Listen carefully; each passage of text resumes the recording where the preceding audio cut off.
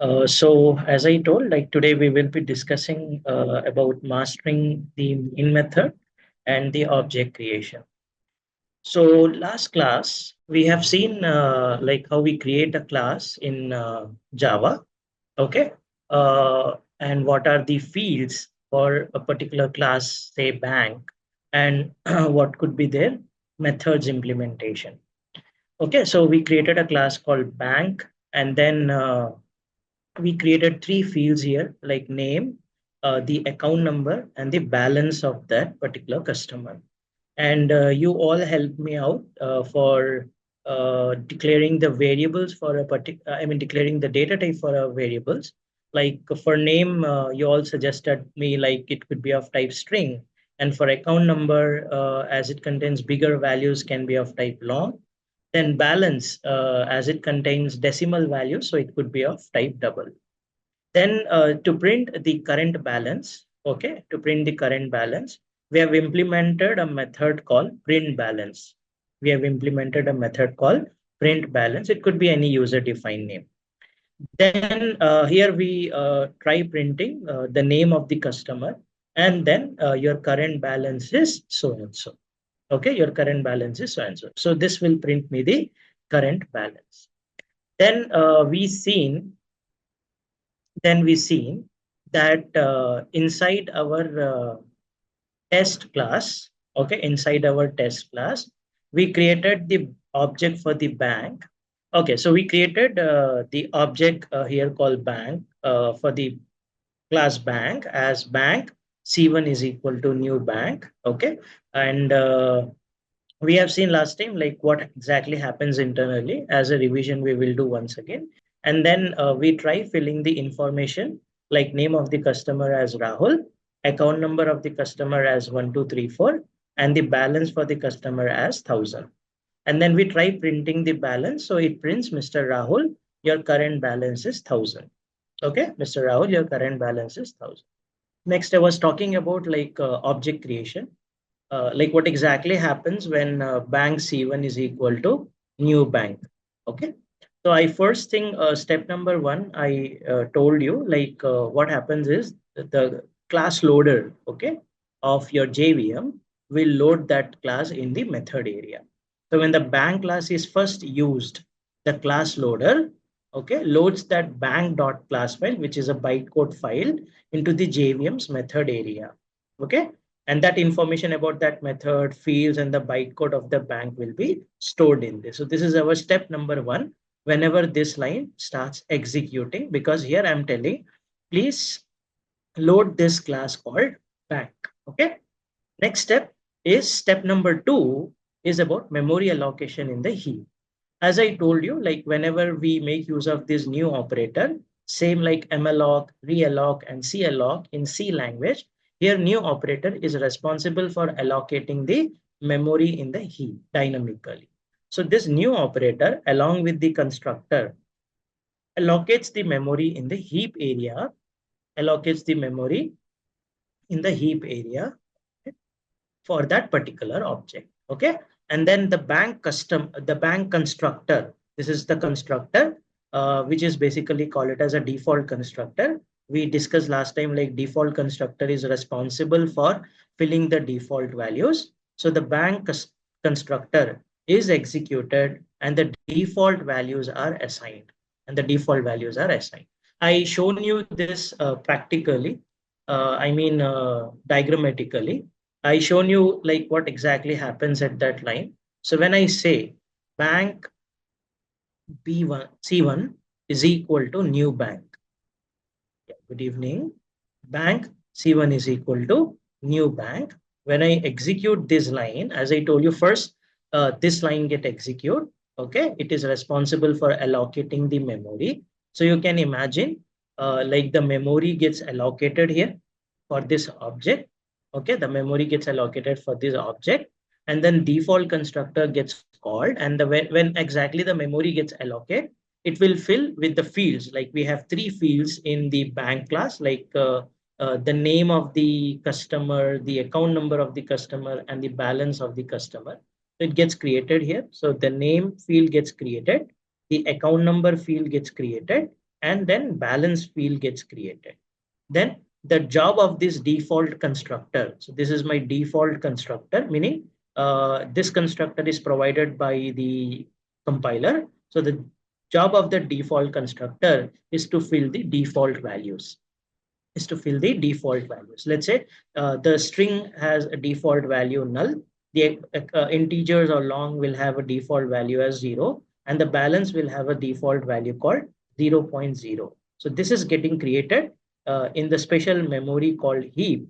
Will have his own address. Object will have his own address, and it is getting created in the special memory called heap. Okay. And then after allocating that memory on the right hand side, once the memory gets allocated, the default constructor gets called and the default values gets filled, then this address will be returned or assigned to C1.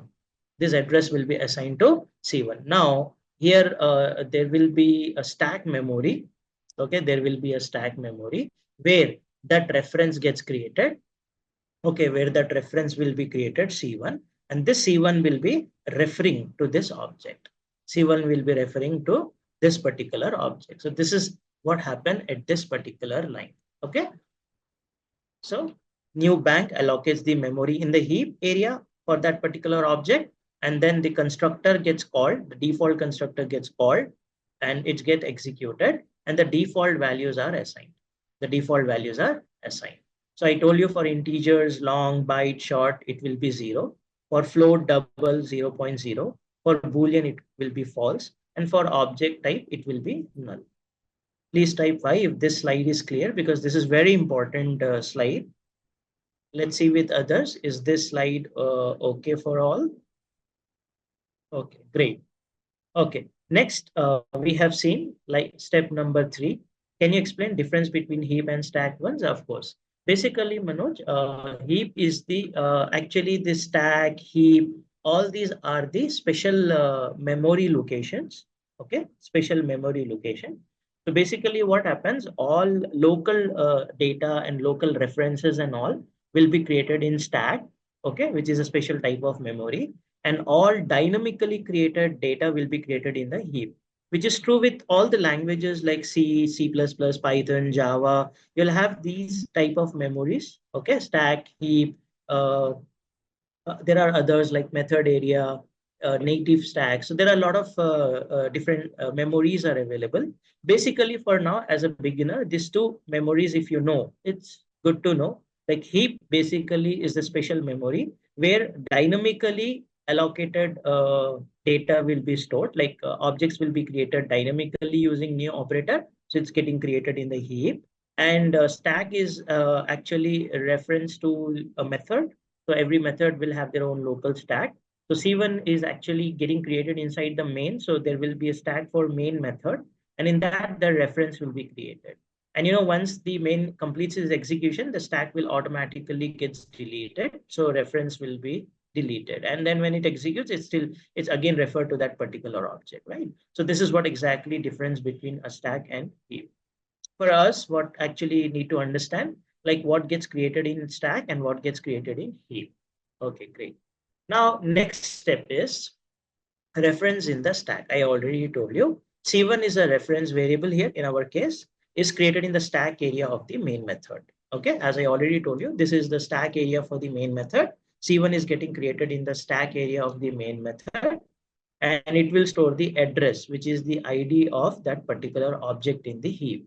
Okay, it will store the particular object in the heap. Now, if I can show you or if I can prove you, so if I simply go here and print system dot out dot print ln, if I just print C1, if I print C1, then you can see here that object hash code gets printed. Okay, along with the class name, the hash code gets printed.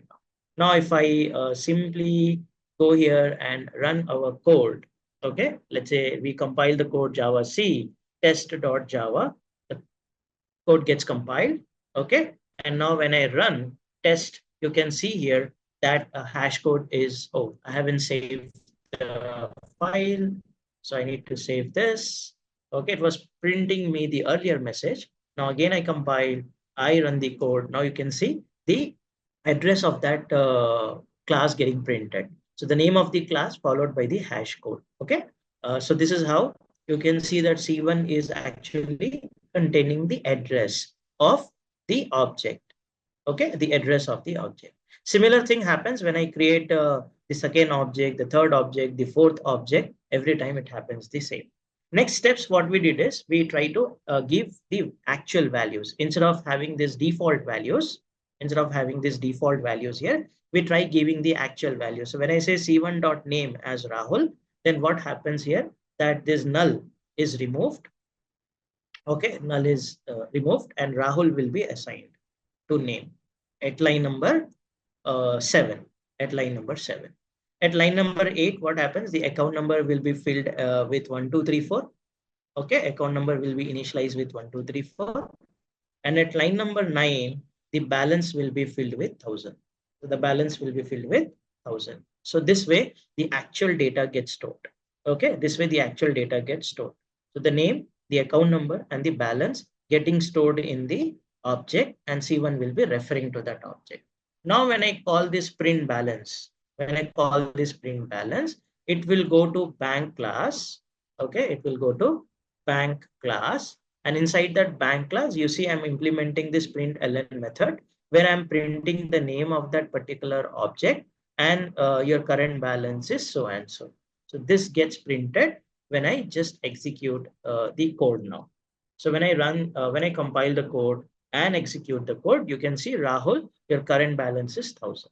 Now, if I change the name from Rahul to something else, let's say I go here, change the name from Rahul to, or okay, from Rahul to Manoj, then you can see here, it prints that Manoj, your current balance is 1000. So this way, as you know, that variable can hold any type of value. So you can simply store name, the account number, and the balance for the object 1. Similarly, I can do for object 2, I can do for object 3, I can do for object 4. Now, as a homework, I ask you to implement a couple of more methods. Let's implement those methods and then we will go for next topic. Okay. Now, I ask you to implement the deposit method. Let's say Manoj wanted to deposit now more amount. So what Manoj will do is, okay, after checking the balance, he wanted to deposit more amount. So he will call the deposit method. He will call the deposit method. Let's say he wanted to deposit 500 more. He wanted to deposit 500 more.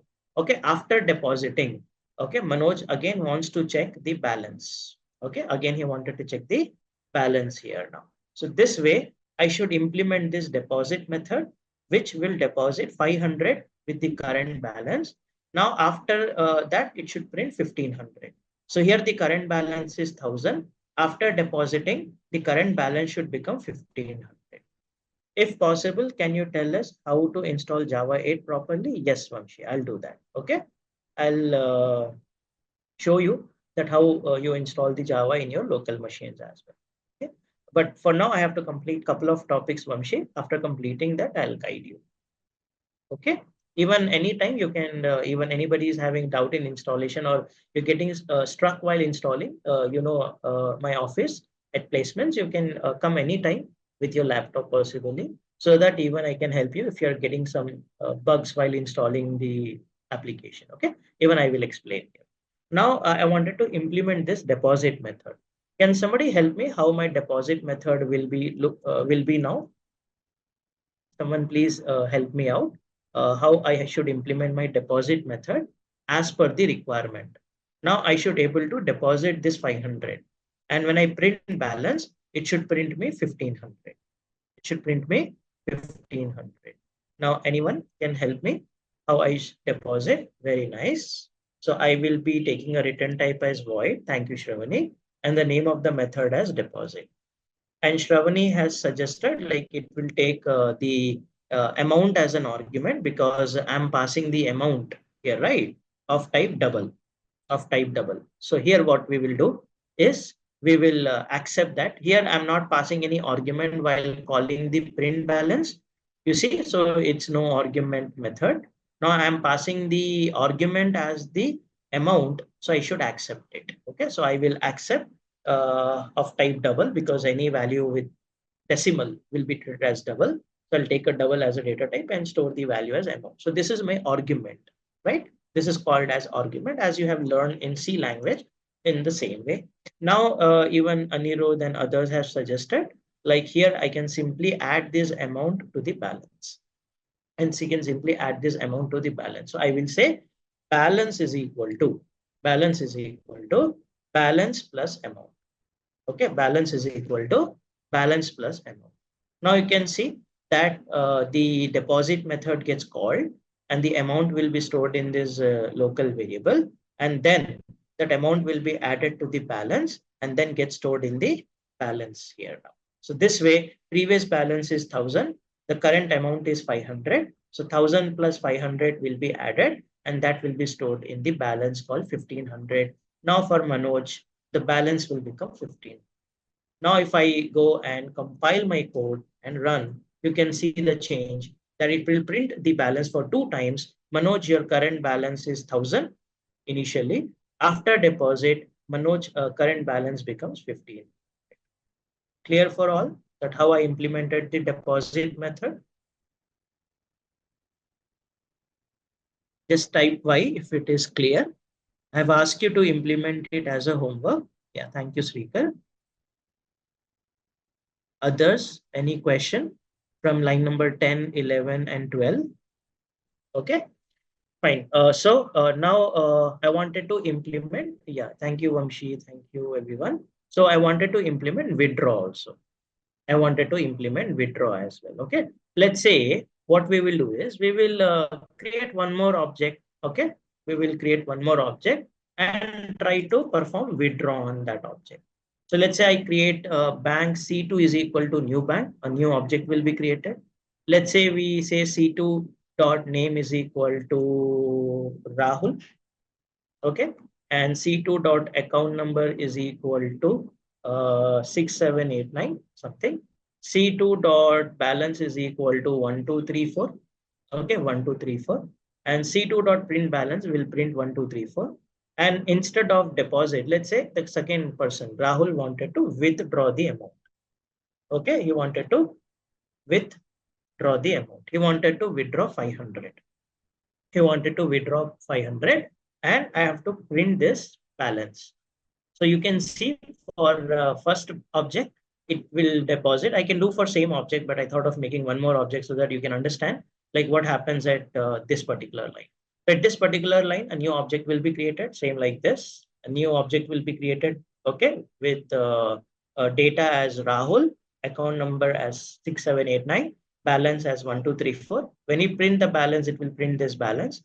And after withdraw, it should print the balance after detection. Now I have to implement this withdraw method, right? So again, I go here. Okay, same like deposit method. I will implement the withdraw method. So I'll change the name of the method as withdraw. Okay, name of the method as withdraw. And what changes I have to do in the implementation, guys? What changes I have to do in the implementation? Instead of adding it, I need to subtract it, right, from the amount. So balance will be deducted. Now let's see if it is working for us for both Manoj and Rahul. So when I compile, it gets compiled and run. You can see Manoj initial balance is 1000. After deposit, it becomes 1500. Rahul current balance is 1234. And after withdraw 500, it becomes 734. So my code is perfectly working fine. Perfectly working fine. But what if Rahul wanted to withdraw 1500? What if Rahul wanted to withdraw 1500? Will my code say that you don't have enough balance? Will my code say that you don't have enough balance? No, right? Simply the value will go in negative. Okay, simply the value will go in negative. So now I compile and run. You can see it's getting 266 rupees in negative, which is not correct. So we need to add if else, right? We need to add a condition. Can someone help me? What could be the condition in the withdraw method now? So simply I will not subtract. You all agree? Line number 15 will not do directly as we did for deposit, because deposit is not a problem. Any amount I can deposit. But while withdraw, I need to be careful. If my balance, current balance minus amount, if it is greater than or equal to 500, greater than or equal to 500, then only I should deduct the balance. Then only I should deduct the balance. Else, otherwise, I should go here and print system dot out dot println, system dot out dot println. Okay, and I should say low balance, whatever you wanted to say. Low balance. Even I can print the name of the person and say low balance name. Okay, then concatenate. You have low balance or low balance. Okay, something like this. Now, I hope I have added the brackets properly. Okay. Now it looks good. Now our withdraw method is closed. If an else got added, looks perfect. So perfect. Now what I will do is I will execute. This time, if Rahul wanted to withdraw 1500, it will give me an error saying that you have low balance, you cannot withdraw. Okay, so compile the code, it gets compiled. Now run the code. You see, Manoj was able to deposit the 500, but Rahul cannot withdraw 1500 because Rahul has low balance. It cannot withdraw 1500 or whatever the message you wanted to say. It's up to you. I just printed you have low balance. So this is the complete implementation of our bank class. Now I would like to wait here and see if anybody having any doubt in any of this line or any of this implementation. Now you can see my bank class here, that I created a class called bank. Okay, that's what we started with the definition for a class. What exactly a class in Java or in object-oriented programming. I told you like class contain fields and methods. Okay, so we created 3 fields here, the name, account number, and the balance. Then we created 3 methods for printing the balance, for depositing the balance, and for withdrawing the balance. Okay, for withdrawing the balance. Yeah. If statement is like if balance, whatever the current balance, let's say if you look at here, the current balance is 1500, right? I mean, sorry, the current balance is 1234. That is my current balance. Now what I am doing, minus amount. So the amount I wanted to withdraw is 1500. I wanted to withdraw is 1500. So if it is, it will go in negative, right? It will be in minus. So it will give you minus 266 something. So now this amount, is it greater than or equal to 500? No, it's not greater than or equal to 500. So as it is not greater than or equal to 500, simply else statement will be executed saying that you have low balance. Okay, you have low balance. Let's say if Rahul wants to withdraw only 1000, will it be allowed? Is it allowed to withdraw 500? Yeah. So 500 is the minimum balance we should maintain. That's what the condition is talking about. That's correct. So can Rahul withdraw 1000? As per our implementation, can Rahul withdraw 1000? Let's see. So the current amount is 1234 minus the current amount is 1000. The current amount he wanted to withdraw, that will give you 234. Is it greater than or equal to 500? No. So still he cannot withdraw. Correct? So minimum balance he has to maintain 500. Minimum balance he has to maintain 500. Now compile the code and run the code. Even he cannot withdraw now. He has to maintain the minimum balance as 500. So if he wanted to withdraw 700, will it be okay? If Rahul wanted to withdraw 700? No? Yes? No? Okay, I'm getting mixed answers. You can subtract and check. Okay. And let's ask my compiler, can Rahul withdraw the amount? So when I run this code, it says yes, because it's 534. Okay, 534. So when I say 1, 2, 3, 4, minus he wanted to withdraw 700. So it gives you 534. Okay, 534, which is greater than or equal to 500. Yes, now he can withdraw. Clear? Okay. So if I create multiple objects of bank, how does each object keep its own balance? That's what every object has its own memory. Every object has its own memory like this. I already shown you here. In heap, every object will have its own memory and it will have its own data. Okay, great. Now, can we have a few questions to conclude this topic and see our understanding? So before I move to the next topic. Okay, thank you. So let's see if we have a question. It has been asked in TCS. So let's see all the questions here from different companies. So it says in Java, okay, what happens if no objects are created from a class? Suppose I created a class called bank. I created a class called bank now, but I don't create any object. What will happen? What will happen if no objects are created for a class? Options are: the class is useless, the class still exists in bytecode and can be loaded by JVM anytime, JVM will throw an error at runtime, or compiler will not allow such class. What do you think, guys? If you create a class, but if you don't create an object, what do you think option is correct? Getting answers. Some of you thinks A, some of you thinks B. Yeah, most of you thinks B is the correct answer. Yeah, B is the correct answer.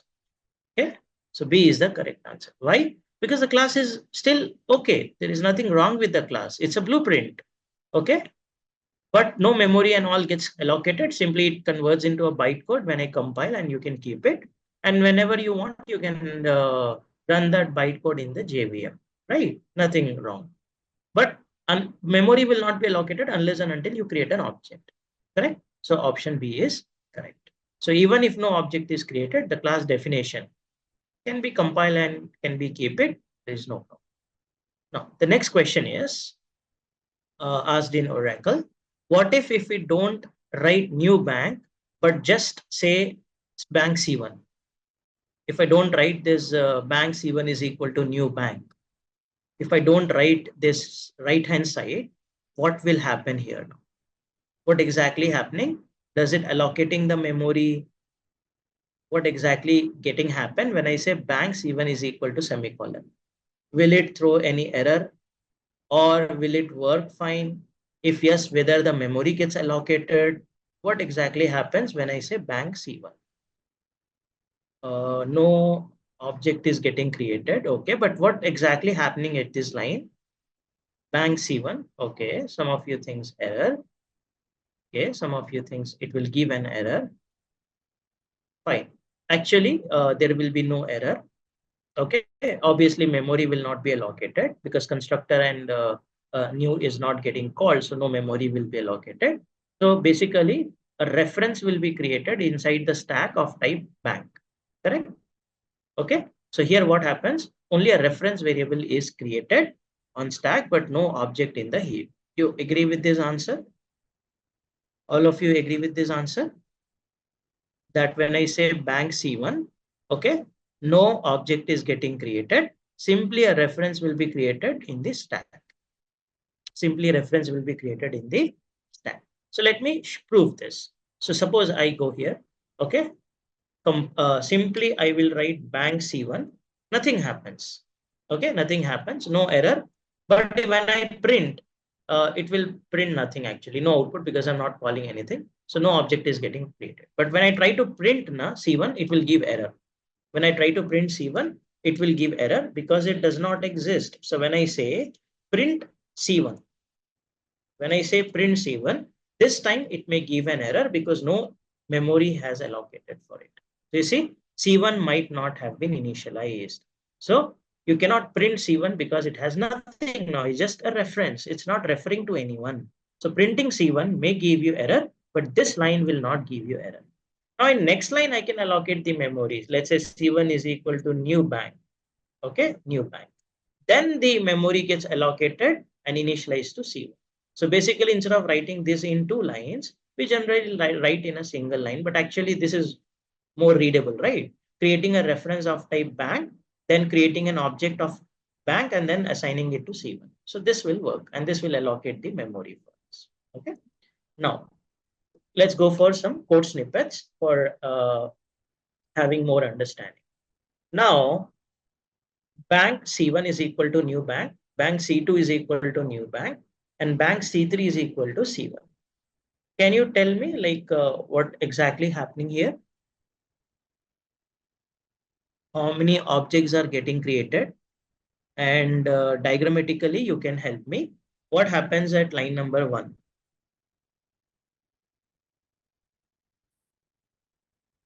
Okay.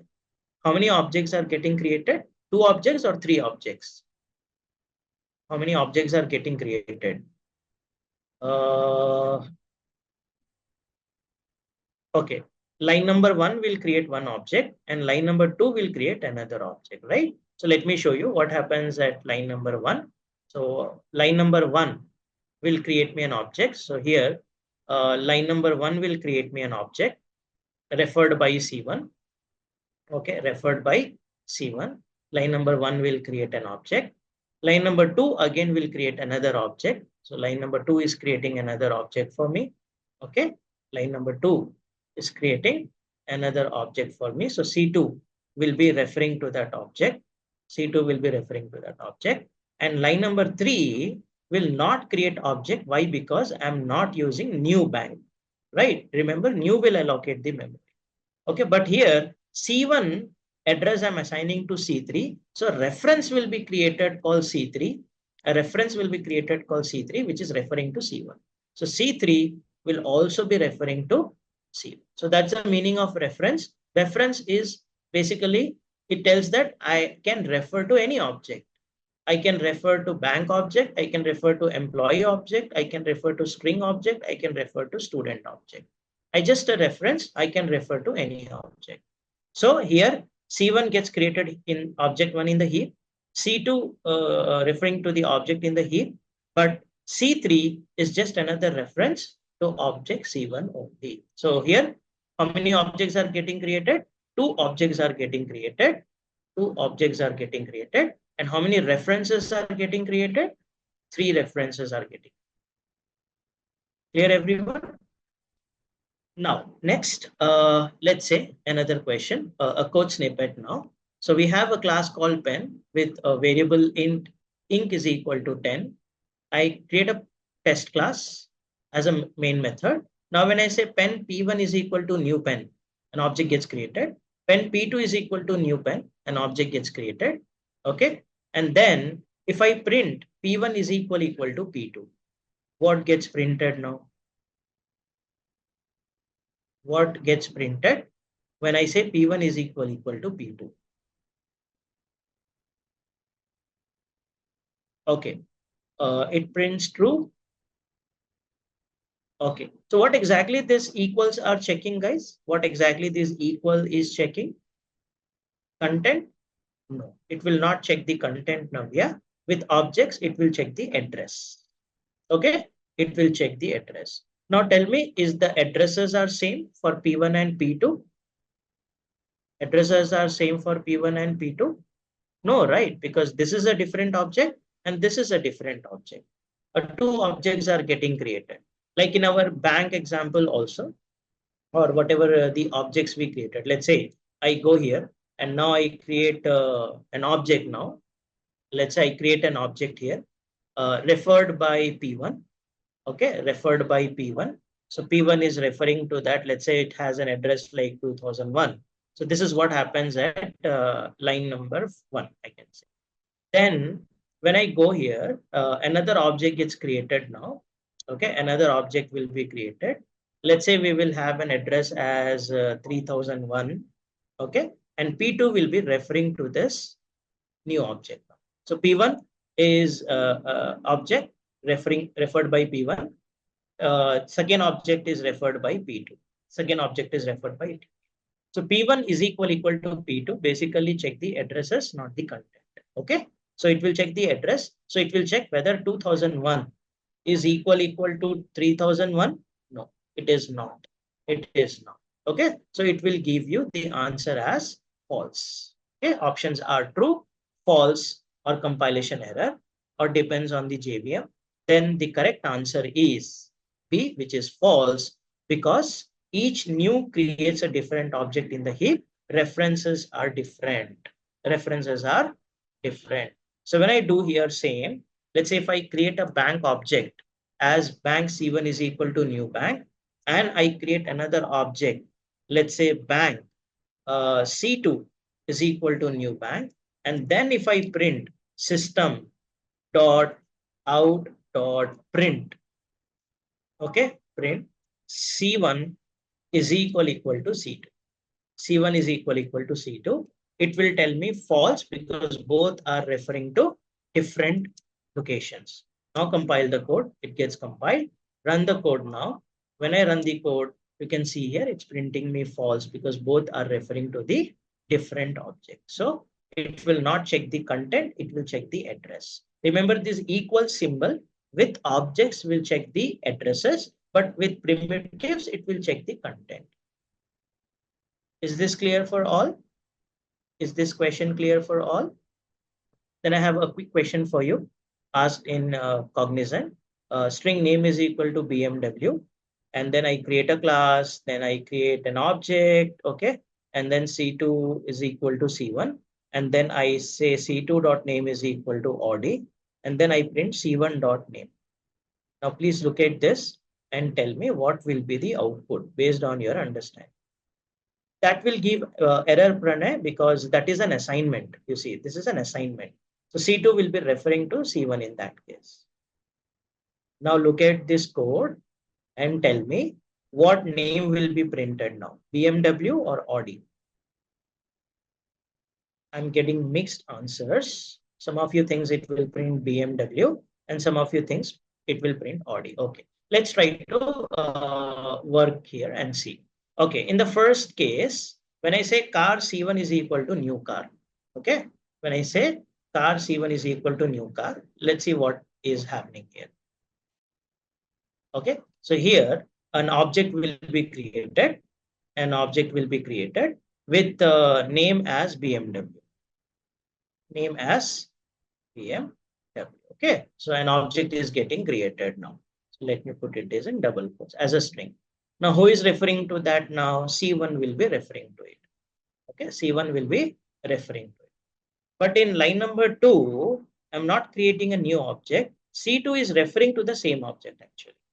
You see, I'm not using new car here. So C2 is referring to the same object. So C2 will also be referring to the same object now. So both C1 and C2 referring to the same object. Now, when I say C2 dot name is equal to Audi, it means I'm changing the same object. I'm changing the same object to Audi. Okay. So now when I print C1 dot name, it will print Audi, not BMW, because it got reassigned. It got reassigned to Audi because both are referring to the same object. So to answer these basic questions, we just need to put the diagram and we need to answer. So options are BMW, Audi, or null, or compilation error. So the answer will be option B, which is Audi, because C1 and C2 points to the same object. Okay, change in one will reflect the other because both are referring to the same object. Okay? So you need to understand whether you are creating an object or assigning the object. That's what you need to understand. Now, final question. If somebody can answer quickly, we can move to the next one. Now, what gets printed? Options are 10, 20, 10, compilation error, null pointer exception.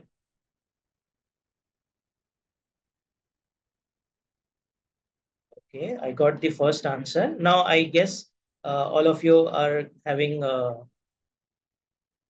same answer. So I can see now you all understood. Okay, tell me how many objects are getting created here. Very nice. How many objects are getting created here?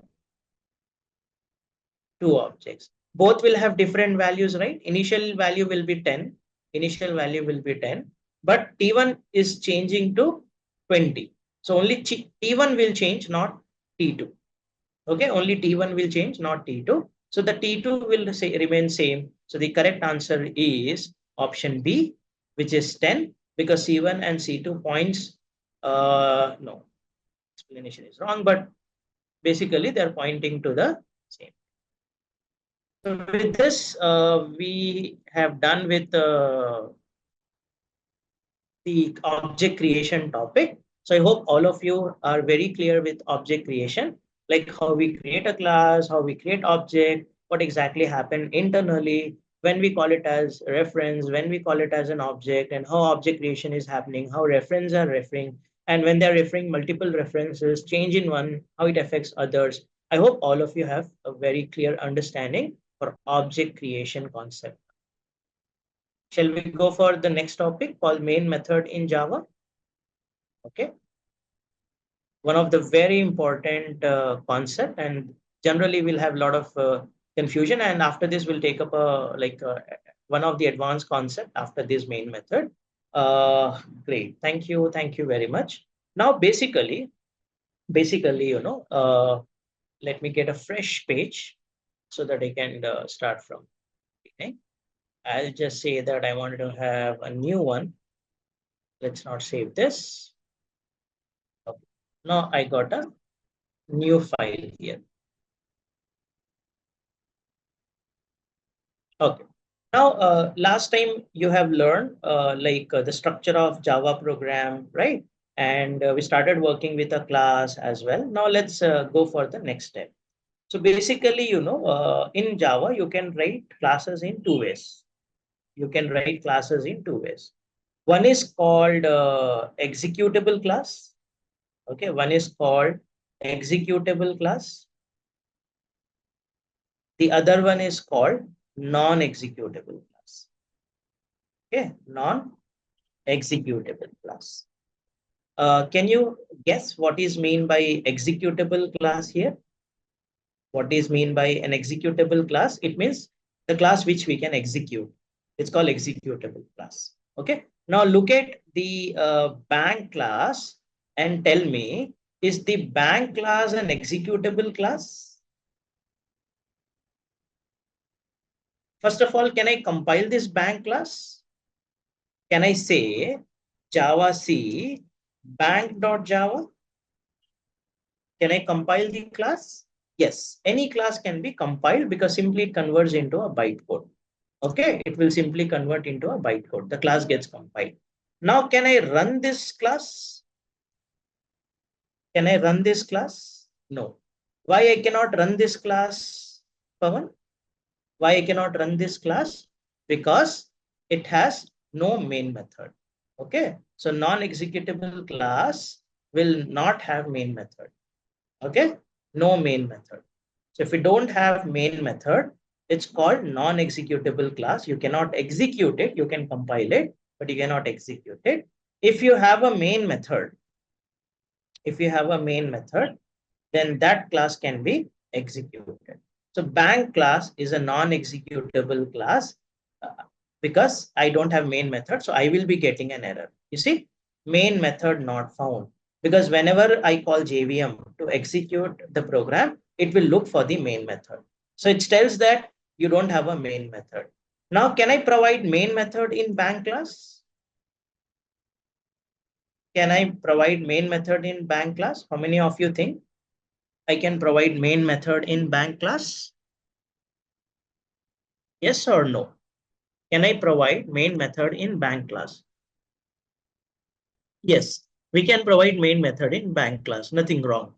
But it's not a good practice. As per the standards, it says that for every class, you must have a separate file. Even in a single file, you can have multiple classes, but you just need to have different classes. And moving forward, that's what I told you. Next topic is very important. We will be stepping into packages, okay, where you get some more clarity about the structure of your Java program. So I did not put the main class inside the bank because I don't want, that's generally used for short testing, but I don't want to test that same class I wanted to test it by some others because this class will be available. Anybody can make use out of this class, right? I should not have a main method here. So that's what I did. I created another class for testing. I named that class as test and file name as test.java. Then I created a main method, so it becomes an executable class. And then here I actually tested my program. Okay, here I tested my program. So that's why you can see there were two files, bang.java, which is a non-executable class, and test.java, which is an executable class, where I'm actually testing because your execution starts from main. Your execution starts from main method. So that way we have executable class as well as non-executable class. Okay, and this is a good practice what we started. Now let's try to understand the main method little more in detail. What exactly is the main method? So starting with basically there are a lot of misconception we have with the main method. I wanted to make it. First of all, the way you write main method is, I don't want you to by heart because last time we simply write the main method. But now let's try to understand the every concept from main method, and a lot of questions can be expected from the main method. So here it could be an interactive session because obviously till now you're all interacting very well. That's great of you all. You've answered almost all the questions from different companies we have asked for a particular topic. That's very nice. Now let's try to understand. You can even personally text me if you feel like. But I wanted to understand from everyone here, like what is your understanding for this particular statement. So now, for example, the name of the method should be main, right? Because this is what the JVM actually looking for. So you cannot obviously change the name of the function. So name of the method is main. Name of the method is main. Okay. Now, generally, we will be having the return type for a method because main is also a method like other methods. Okay. It should have a return type. So we will be having a return type here. Or else I'll go in this way. Before I make you learn main method in Java, I think it could be a good if I can actually take help from you, make writing a main method in C because C language is one of the most favorite language for everybody here. So can somebody help me? What is the correct way of writing main method in C language? Anyone, if you get this question in interview, what is the correct way of writing main method in C language? Okay, nice. The name of the method is main. Great. Okay, with followed by parenthesis. Very nice. Okay, and now the question is, what will be the return type here? What will be the return type? Int or void? Int or void? Both are correct. Both are correct, or only int main is correct? What is correct? Both are correct. Okay. Actually, let me tell you, I had the same question with first year students as well. Okay, so I also recommend you that void main is wrong as per the standards. So there are different standards for every language. There will be standards which tells which are right and which are wrong. So there are standards like C90, C99, C11. So it never mentioned in those standards writing void. So it's basically compiler dependent. Some of the compilers like Turbo C will allow you, but not all. So writing void main is totally wrong. Okay, writing void main in C language is wrong. It's not correct. So the correct way of writing, sorry, even you can ask this to Google or anyone AI tool. He will guide you the proper way, or you can actually visit the standards and you can check in the standards what it has been written. So int main is the correct one. Okay, int main and returning the zero. Int main and returning the zero value. Okay, at the end. So this is correct way of defining main in C language. Void main is completely wrong.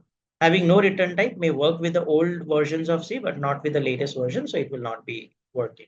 So the correct way of defining a main method is int main with no arguments and then return 0. Okay, return 0. This is one way. And my first question before I go for the next, my first question is, what is this return 0 actually? To whom we are returning? What is this return 0? And to whom we are returning this value? To main. Okay. Returning 0 to main method. Okay, I'm returning from main, but to whom I'm returning? I'm returning from main. To whom I'm returning? I'm returning this to the compiler or whoever calls the main method. Agree? I'm returning this whoever calls the main method. Same way, let's see. Let me just write one simple function here. You might have seen this function in your C language. Let's say I define a function called add, which takes two argument int a comma int b, right? And then here I will say int c is equal to a plus b. Okay, int c is equal to a plus b, and then we return c. We return c and ends with bracket, and the return type will be integer now because I'm returning an integer value. Now tell me to whom I'm returning this C. To whom I'm returning this C. So to whom it's returning this C? Not to the compiler now. Whoever calls, right? Suppose if I call this add function, if I call this add function and pass this value, then this will be returned to the caller. And I can store that result in some variable, let's say X, and then I can print that value, correct? So this will return to the caller, to the caller. So this is our user defined method. Okay, this is for the user defined. Now, if you go back to main method, who calls the main method? Who calls the main method? If you look at the main function in C language, who calls the main function? Compiler, right? And you're returning 0 to the compiler, or in short, it returns to the operating system. And what is the meaning of 0 here and why we write this 0 at the end? It means your program has successfully run. So whatever the statements you have written, all the statements have successfully run, and it returns 0, telling that getting a value 0 to the compiler means the program has successfully run. Okay, that's what actually mean by returning a value here. Okay, that is what the meaning of returning a value. Clear for all? What is this return value? Everyone is clear that why C language returns 0 and what does it mean, to whom it's returning? Okay. Now coming to our Java main method. If you look at the Java main method now, Java main method. Okay. First of all, in Java, the main method return type is void. In Java main method, the return type is void. So now interviewer will ask you this question: why main method in Java has return type as void? Why not integer? How would you justify this answer? So you understood in C, like why return type is 0, and you can do some more research onto it. But if you get this question in interviews, like void, why return type is void in Java? No, it's not implicit, Yashwant. We are explicitly writing void. But why void? Why not integer? Why not return 0 in Java?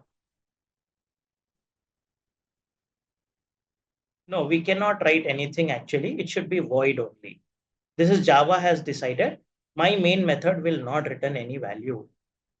Java has decided that my main method will not return any value.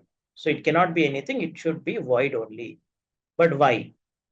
Because I told you in C language, you're returning this to a compiler, right?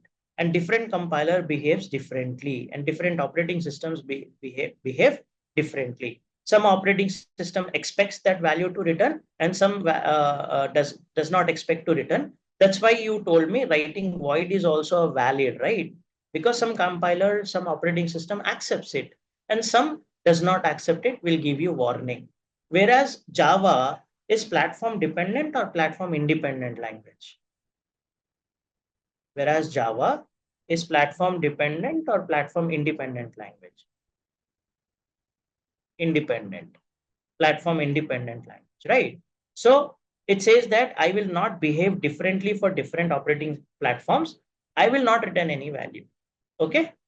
That's what Java, because of architectural neutral or platform independent, Java has decided to have a return type as void. So the return type of main method is void because program starts execution from main method and it does not return anything because the operating system, and Java is an platform independent language. It does not expect that to return any value, and that's why the return type of Java main method is void.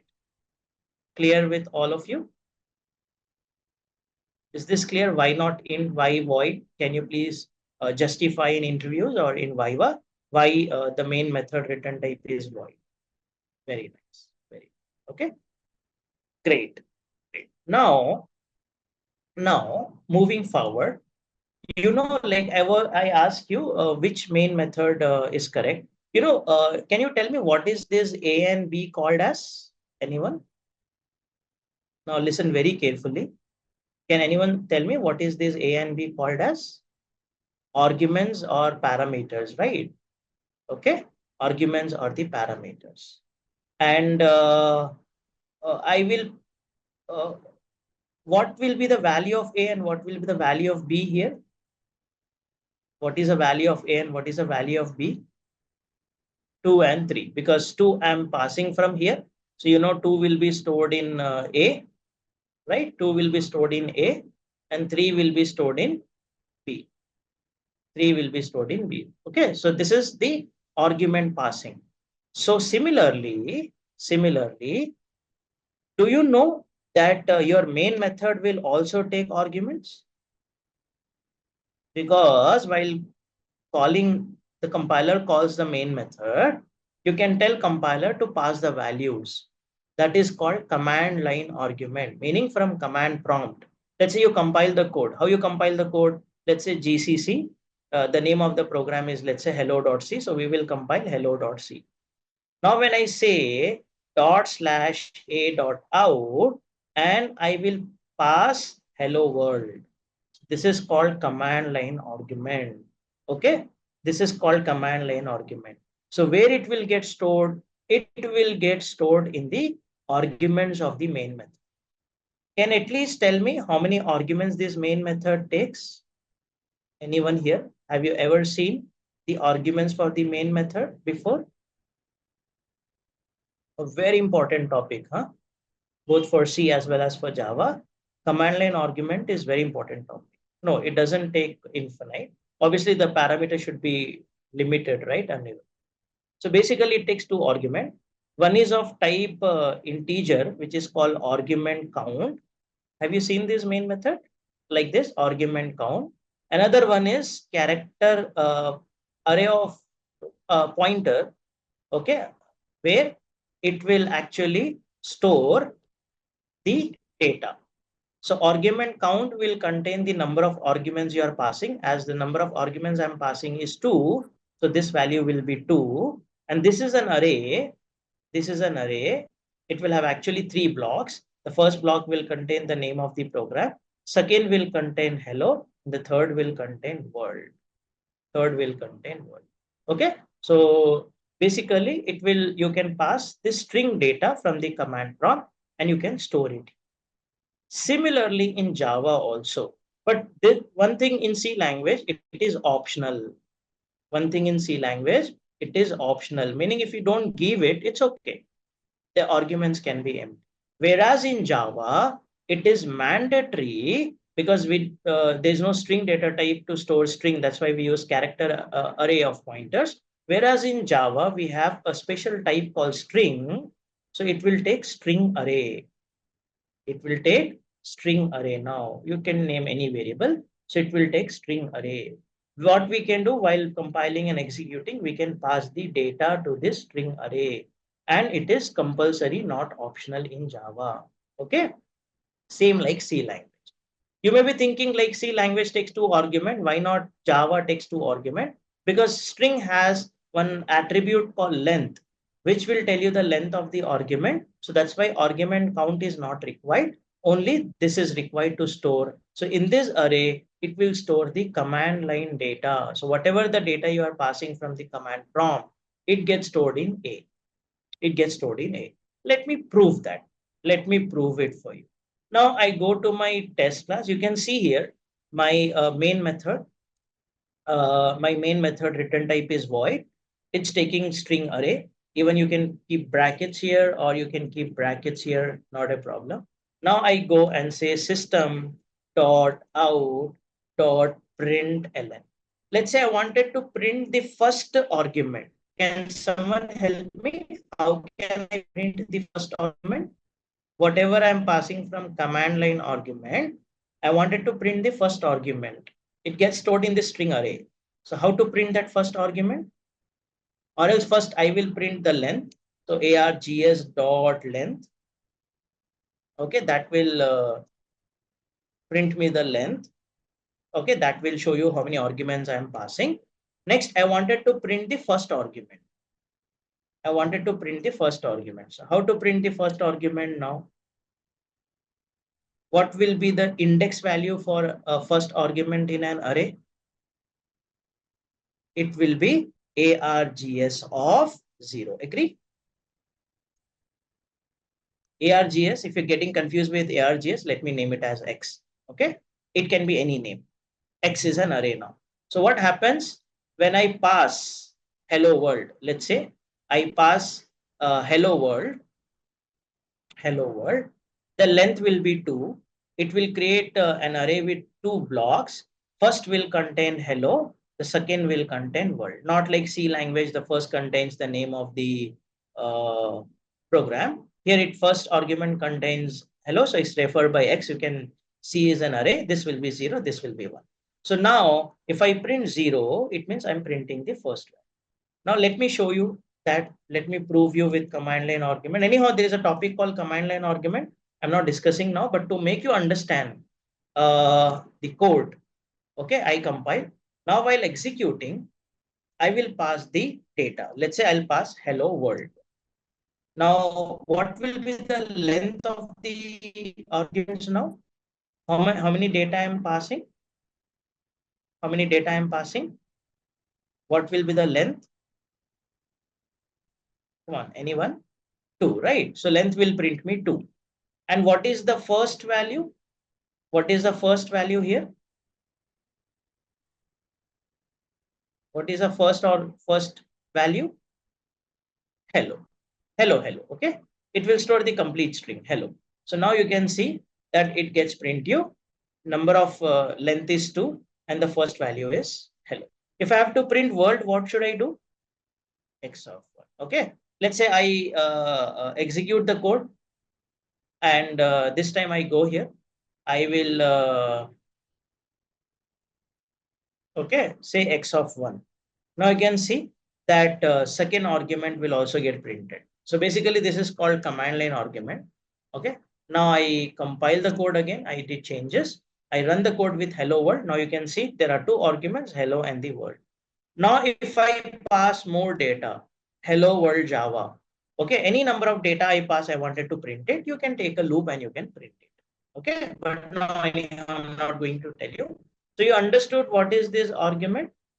So can Java has a main method with no arguments? Can Java has a main method with no argument like it in C language? While running, you can pass the data. No, you cannot have it. Okay. So will my program compiles? Will my program compiles? Yes, the program gets compiled because JVM calls a main method. But now when I run my main method, when I run the program, I will get error main not found because you are not defining the main method as expected. So in Java, main method will always take the arguments. It will take the arguments compulsory. Clear for everyone?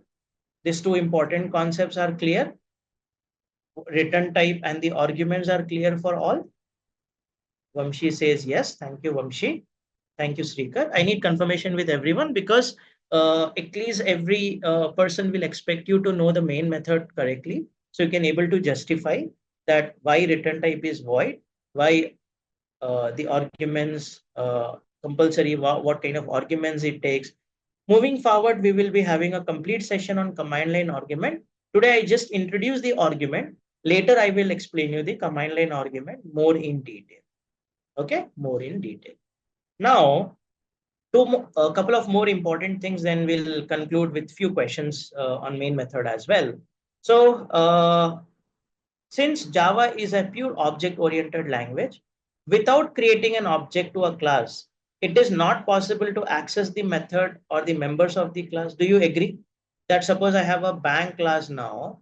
If I have to call the withdraw method, need to call the deposit method. Can I call without creating the objects? Can I call this print balance method, deposit method without creating the object? Right. We cannot call, as Java is an object-oriented language, I should say, because now it's not pure object-oriented language. Without creating an object, it is not possible to access the method.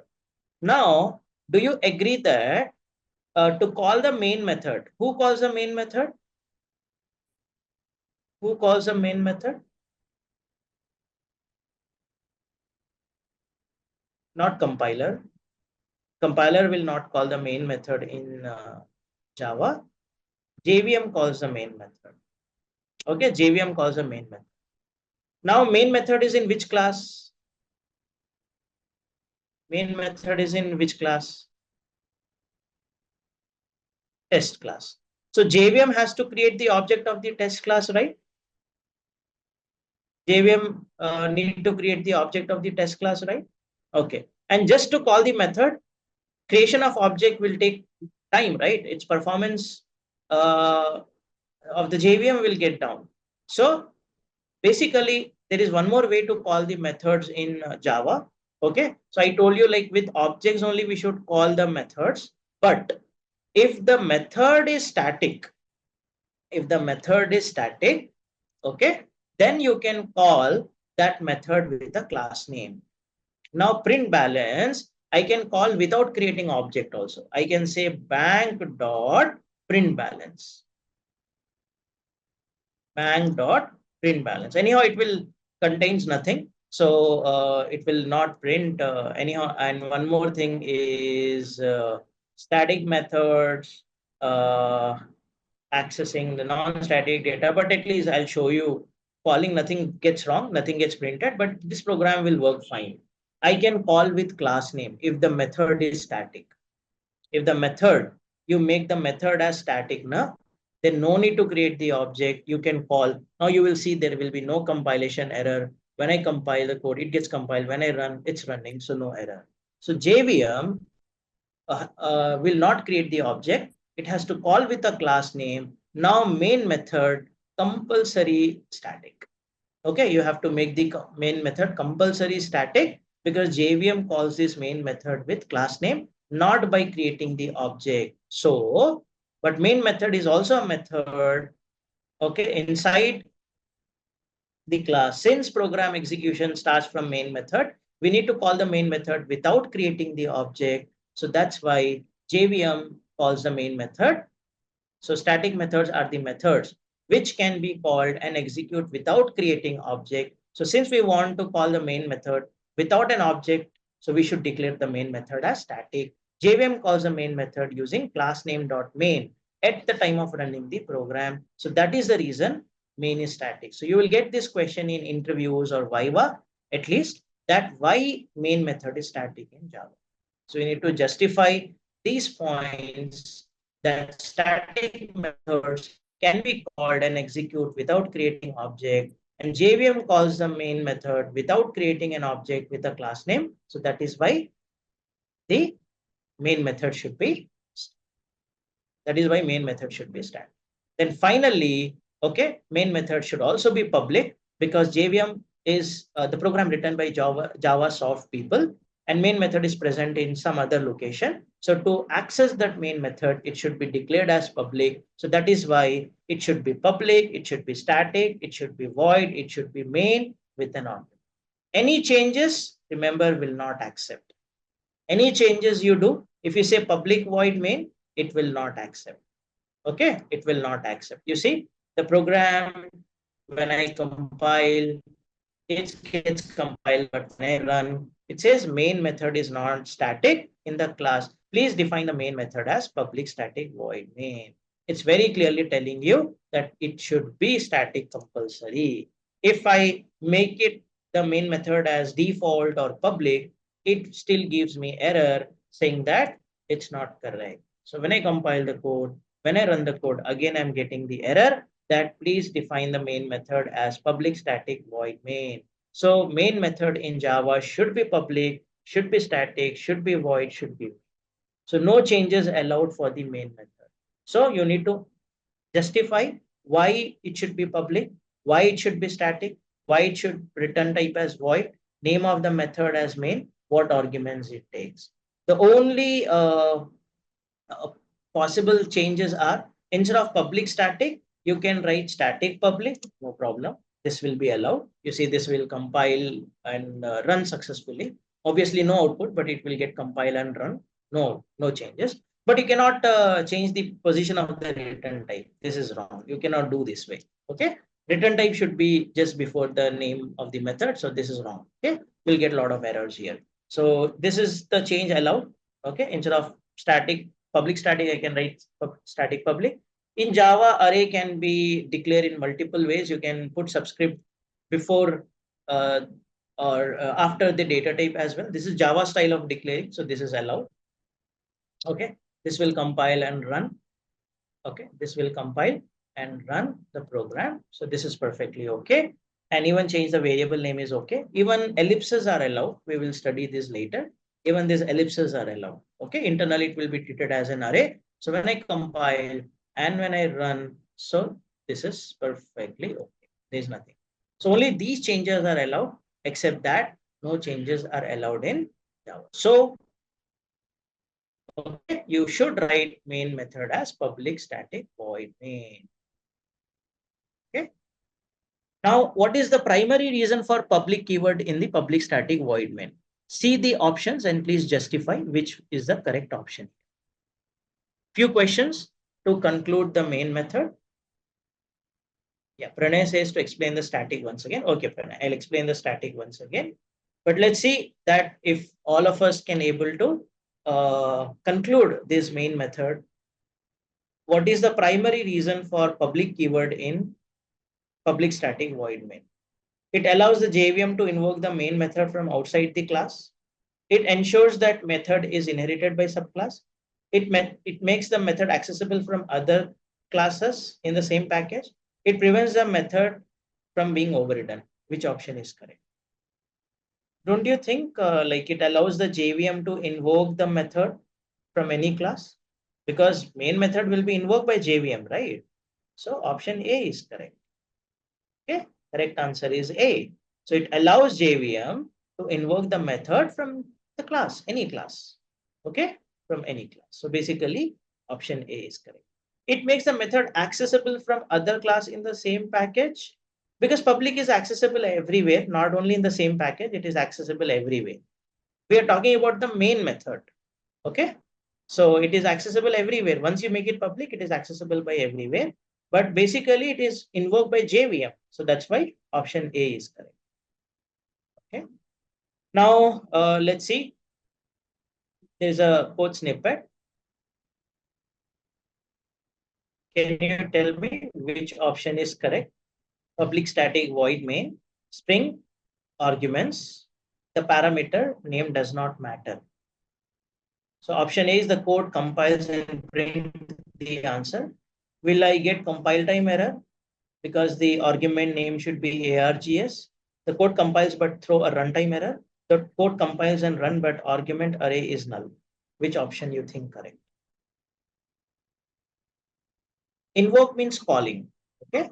Yeah, option A is correct because This argument name can be anything, right? It can be X, it can be Y, it can be A, it can be ARGS. So option A is correct.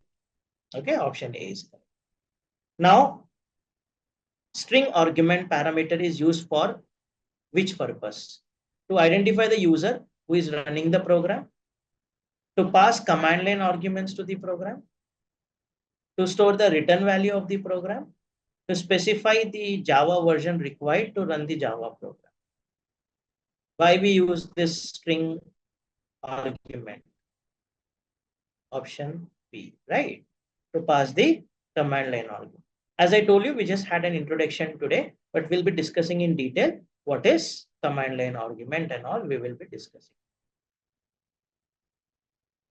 Okay, this is same. So there was a question on static. So I just quickly explain what is static. So basically, as I told you, main method is inside the class. We need to execute the main method. We have to create, the JVM has to create the object for the main method. But in Java, static methods can be called with class name.